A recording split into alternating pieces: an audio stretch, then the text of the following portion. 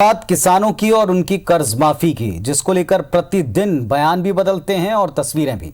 मध्य प्रदेश में किसानों की कर्ज माफी उपचुनाव में एक बड़ा मुद्दा है और इसको लेकर बीजेपी कांग्रेस आमने सामने है। बीजेपी सरकार ने विधानसभा के एक दिवसीय सत्र में आंकड़ों में और जवाब में ये स्वीकार किया कि किसानों की कर्ज माफी पिछली सरकार ने की।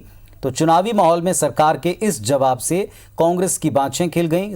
उन्होंने कहा सरकार ने पहले झूठ बोला, लेकिन सरकार ने यू टर्न लेने में देर नहीं की और कहा कि विधानसभा में गलत आंकड़े पेश किए गए, किसानों की कर्ज माफी नहीं हुई। अफसरों ने गलत आंकड़े विधानसभा में पेश कर दिए, लिहाजा उनके खिलाफ जांच के बाद कार्रवाई भी होगी। मंत्री भूपेंद्र सिंह का यह दावा है कि जो कर्ज माफ किए गए हैं वो मामूली से हैं। कृषि राज्य मंत्री गिरिराज दंडोतिया ने भी जांच कराने की बात इस पूरे मुद्दे पर कही, जबकि गृह मंत्री नरोत्तम मिश्रा ने कहा कि कर्ज माफी तो हुई है, लेकिन महज 2-4 हजार रुपए की कर्ज माफी हुई है, जबकि कांग्रेस ने वायदा किया था कि किसानों का 2 लाख रुपए तक का कर्जा माफ हुआ है। इस पर कांग्रेस अब सरकार पर किसानों को लगातार गुमराह करने का आरोप लगा रही है। जो कर्ज है वो बहुत ना के बराबर हुआ है। सिर्फ बैंकों को निर्देश गए हैं और बैंकों से प्रमाण पत्र बंटवाए, पर बैंकों को पैसा नहीं दिया।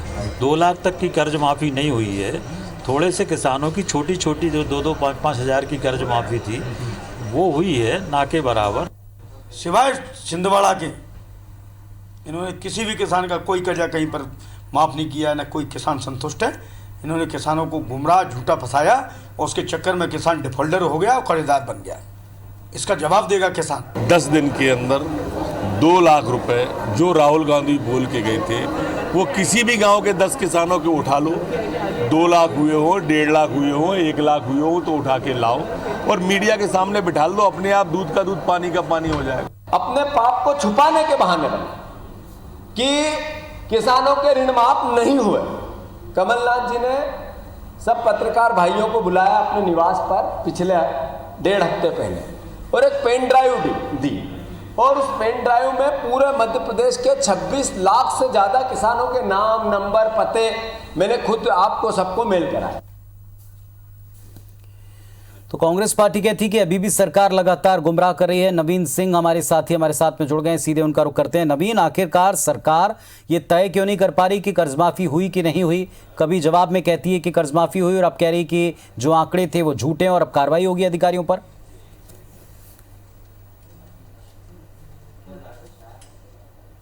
देखिए, बिल्कुल, अगर भूपेंद्र सिंह ने, नगरीय प्रशासन मंत्री ने ये बयान दिया है कि वो आंकड़े फर्जी थे, अधिकारियों पर कार्रवाई होगी, तो सबसे पहले चूंकि ये जवाब कृषि मंत्री कमल पटेल की तरफ से दिया गया है और कमल पटेल ने ये जवाब विधानसभा में टेबल करते हुए ज़रूर पढ़ा होगा, उसके पहले ज़रूर उनको जानकारी दी गई होगी अफसरों की तरफ से कि ये तैयारी है, इतने किसानों का कर्जा माफ़ हुआ है, इस स्तर तक कर्जा माफ़ हुआ है। तो सबसे पहले इस पूरे प्रकरण के सबसे बड़े दोषी जो हैं वो कृषि मंत्री कमल पटेल है, क्योंकि उनकी जानकारी में ये जवाब टेबल हुआ है। उसके बाद जयवर्धन सिंह को, जिसने ये सवाल पूछा था, उनको जवाब दिया गया। हालांकि मध्य प्रदेश में अभी 28 सीटों पर उपचुनाव होने हैं। जाहिर है किसान जो हैं वो दोनों ही पार्टियों के एजेंडे पर है। दोनों ही पार्टियां लगातार इस कोशिश में हैं कि किसानों को अपने फेवर में किया जाए ताकि सत्ता में वापसी हो सके और सत्ता में बने रहा जा सके।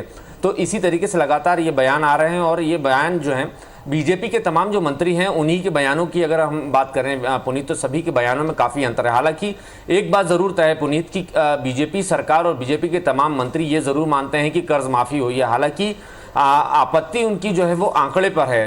मध्य प्रदेश की विधानसभा में जो कृषि मंत्री कमल पटेल की तरफ से जो जवाब दिया गया उसमें 26,95,000 किसानों की कर्ज माफ़ी का जिक्र किया गया। हालांकि वो 2 लाख के भीतर के ही किसान हैं। लेकिन आज भूपेंद्र सिंह ने जिस बात को लेकर आपत्ति उठाई है, भूपेंद्र सिंह का कहना है कि 2 से 5 हज़ार रुपयों की कर्ज माफ़ी हुई है, जबकि अफसरों ने जो आंकड़े दिए हैं वो आंकड़े कुछ ज़्यादा कर्ज माफ़ी के हैं, 50,000 से 1 लाख तक की कर्ज माफ़ी के हैं। जबकि जो 26,95,000 किसानों की जो कर्ज माफ़ी हुई है जिसका जिक्र विधानसभा में किया गया है वो सभी 2 लाख के भीतर के हैं और 2 चरणों में जो कर्ज माफ़ी हुई है उस जवाब में उसका डिटेल है। बावजूद इसके बीजेपी सरकार के तमाम मंत्री हैं 48 घंटे बाद ये दावा कर रहे हैं कि कर्ज माफ़ी नहीं हुई, आंकड़े फर्जी हैं और उसकी जांच कराई जाएगी। जो दोषी अफसर होगा उस पर उसके खिलाफ कार्रवाई की जाएगी। जाहिर है कि मध्य प्रदेश में आने वाले कुछ दिन में चुनाव में कर्ज माफ़ी एक बड़ा मुद्दा है और इसी कर्ज माफ़ी के बूते मध्य प्रदेश में साल 2018 में कांग्रेस सत्ता के सिंहासन पर चढ़ी थी। हालांकि 1.5 साल के बाद सरकार गिर गई और उसके बाद कांग्रेस लगातार इस बात को लेकर वोटर्स के बीच में जाने की कोशिश करती रही है और अभी भी कर रही है कि किसानों की कर्ज माफ़ी हुई है। लेकिन इस तरीके से बीजेपी का कांग्रेस के प्रति हमलावर होना और ये जवाब देना कि आंकड़े फर्जी है और कर्ज माफ़ी नहीं हुई, 2-5 हज़ार रुपये की कर्ज माफ़ी हुई है, इससे बीजेपी को थोड़ा मुश्किलें खड़ी हो सकती हैं आगे आने वाले वक्त में। नवीन आप इसको किस तरह से ले सकते हैं? जो जब आप खुद ये बात स्वीकार कर रहे हैं, आप बता भी रहे हैं, सरकार को भी पता है कि किसानों का मुद्दा, कर्ज माफी का मुद्दा किस तरीके से उपचुनाव में भुनाने की कोशिश वो स्वयं कर रहे हैं, किस तरह से उपचुनाव में कर्ज माफी एक सबसे बड़ा मुद्दा है। इस मुद्दे पर अगर सरकार कोई जवाब दे रही है, अगर विभाग कोई जवाब दे रहा है, तो अगर कोई एक मंत्री इसमें चूक करता है तो पूरी सरकार के संज्ञान में ये बात पहले से कैसे नहीं आ पाई? ये बात अपने आप में एक बड़ा प्रश्न चिन्ह है कि जिस मुद्दे पर आपकी पूरी पॉलिटिक्स निर्भर है, उस मुद्दे पर क्या जवाब सरकार की तरफ से टेबल किया जा रहा है? इस पर बाद में आप कह रहे हैं कि ये भ्रामक हैं, गलत हैं, तो वास्तव में फिर तो विपक्ष का आरोप सही लगता है कि सरकार खुद ही निश्चिंत नहीं है कि कौन से आंकड़े सही हैं, कौन से आंकड़े गलत हैं।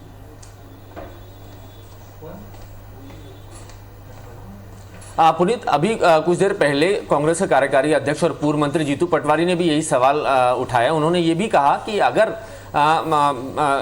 जो सवाल कांग्रेस विधायक की तरफ से पूछा गया था और उसका जवाब अफसरों ने तैयार किया, कर्मचारियों ने तैयार किया, उसके बाद सचिव और प्रमुख सचिव स्तर तक के अफसरों के पास वो जवाब गया होगा, वहाँ से स्क्रूटनी होकर वहाँ से देखने के बाद मंत्री के पास गया होगा और मंत्री ने जो बयान दिया है, मंत्री ने जो जवाब दिया है, उसको ही फिलहाल सही माना जाएगा। हालांकि अब तक कमल पटेल का इस तरीके से कोई बयान नहीं आया है।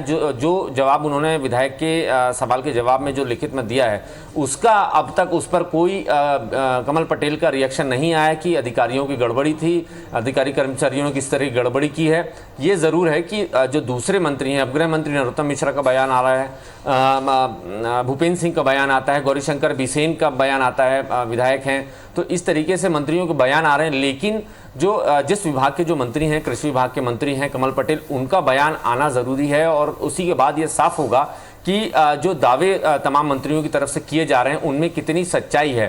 क्योंकि उस विभाग के मंत्री हैं, उन्होंने लगातार मॉनिटरिंग की होगी, जो सवाल लगा होगा उस सवाल को लेकर उनसे बार बार बातचीत की होगी। चूँकि इस सवाल का जवाब जो है सरकार की साख से जुड़ा हुआ है।